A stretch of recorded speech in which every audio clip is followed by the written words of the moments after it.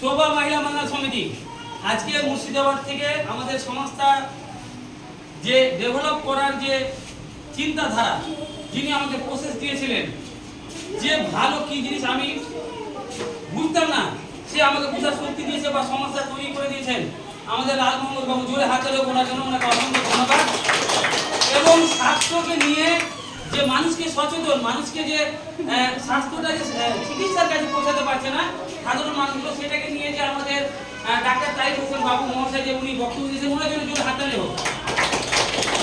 তো আজকে সকলকে কালিয়াচক 1, 2, 3 মোথাবাড়ির যারা কার্যকর্তা এসছেন প্রত্যেককে আমি শোভা মহিলা বাংলা সমিতির পরিচালক হিসাবে পরিচালক দায়িত্ব নেওয়ার পরে আমি আপনাদের জন্য যে চিন্তা ভাবনা নিয়েছি বা যারা আপনারা কাজ করবেন এই কালিয়াচক 1, 2, 3 মোথাবাড়ি সকলকে আমি কাজ করার অনুমতি দিলাম। ঠিক আছে, আপনারা সবাই কাজ করতে পারবেন, কিন্তু আমাদের কাজটা কি? মানুষকে ফ্রিতে ট্রিটমেন্ট পাইয়ে দেওয়ার কাজ, এক গ্লাস জল খাবেন না। মানুষকে ফ্রিতে রক্ত পাইয়ে দেওয়ার কাজ, এক গ্লাস জল খাবেন না। মানুষকে নিয়ে গিয়ে সরকারি হসপিটাল বেসরকারি হসপিটাল গিয়ে তাদের ফ্রিতে সেবা দেওয়া, মানে আমরা যেটা সেবা দিব, একটা মানুষ গেলে এটা সেটা বলে, আপনারা আমাদের তরফ থেকে তার ফ্রিতে সেবা যাবেন, তার এক গ্লাস জল খাবেন না। এবং দালালের হাত থেকে বাঁচানোর কাজ কিন্তু আপনাদের। ঠিক আছে, এখানে ফ্রিতে বাচ্চাদের কোচিং শেখানো হয়, সেটা আপনাদেরকে এই ভিডিওর মাধ্যমে বললাম। যারা মনে করবেন যে আমরা 50-60 জন আছি, আমাদের এখানে পিছিয়ে পড়া শিক্ষা নাই, তো আপনারা একটা কোচিং সেন্টার করতে পারবেন, বাচ্চাদেরকে বিনামূল্যে পড়ানো হবে। যে ম্যাডামটা আসবে সেই ম্যাডামকে আমরা স্যালারিটা দিব যতটুকু পারবো আমরা। ঠিক আছে, এবং এখানে বিভিন্ন রকম অত্যাচার জুলুম বা বিভিন্ন রকম সমস্যাগুলো আমরা সেবা করব।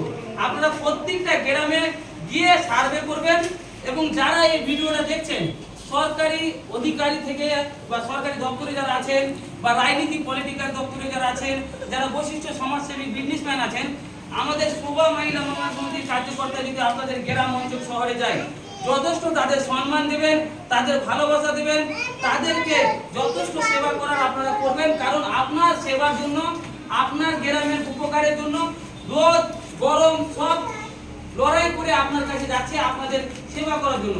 তো যথেষ্ট তাদের সেবা দেওয়ার চেষ্টা করবেন। এবং আজকের তারিখ 19/4/2024 আমি শোভা মহিলা বাংলা সমিতি ট্রাস্টের প্রেসিডেন্ট এবং শোভা মহিলা বাংলা সমিতি সোসাইটির সেক্রেটারি হিসাবে আমি সকল কার্যকর্তাকে কাজ করার অনুমতি দিলাম। আপনারা বিনামূল্যে আপনারা সবার সেবা করার চেষ্টা করবেন, করবেন সবাই। মানুষের সেবা করে নেকি পুণ্যের কাজ আছে, এটা বিশ্বাস করেন আপনারা? করবেন তো আপনারা? এবং আমাদের ডাক্তারবাবু রয়েছেন, আপনার এই আমাদের কার্যকর্তা এসে এদের ব্যাপারে আপনি কি বলবেন? না মানে এরা এসছে তো ডেফিনেটলি ইনকাম বা কিছু সেটা করার ব্যাপার, কিন্তু এটা মোটিভেট মানে ইচ্ছে নিয়াত যেটাকে বলে, আমাদের নিয়াত নিয়ে এসছে, এই নিয়াতটাই বড় কথা। ইনকাম করার প্রচুর উপায় থাকে, ইনকাম হতেই থাকবে, নিয়াত ঠিক থাকলে রাস্তা ঠিক চলেই যাবে, তাই না? বাস এইটুকুই। তাহলে সকল কার্যকর্তাদের জোরে হাত তালি। এবং আমাদের মুর্শিদাবাদ থেকে আমাদের লাল মোহাম্মদ এসছে, আপনাকে আজকে এই প্রোগ্রামে এসে আমাদের ডাক্তার বাবু যে রয়েছেন এবং আমাদের আজকে প্রোগ্রামটা, তো আপনার হয়তো কেমন লাগছে আপনাকে এখানে এসে?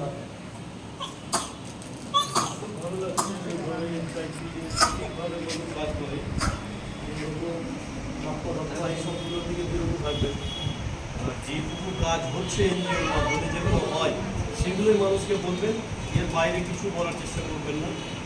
মানুষকে ভুল বার্তা দিলে সংস্থার একটা বড় বদনামের ব্যাপারটা আছে। আপনারা সংস্থা যেভাবে বলবেন সেভাবে সংস্থার কাজ করবেন, তারপরে আপনাদের প্রফিট লাভ লোকসান কী হবে সেটা এই সংস্থা সেক্রেটারির সাথে কথা বলবেন। কিন্তু মানুষের কাছে ভুল বার্তা দিয়ে বা এখানে কাজ করলে এই হবে ওই হবে এই ধরনের কথা চেষ্টা করবেন না বলার। এটা খুব মানে আপনাদের কাছে অনুরোধ থাকবে।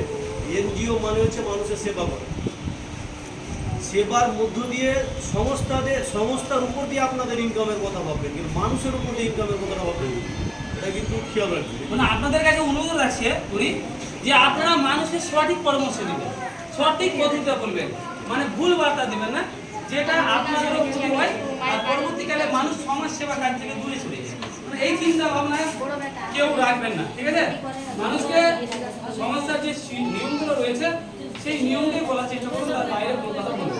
ঠিক আছে, সবাই চেষ্টা করবেন তো?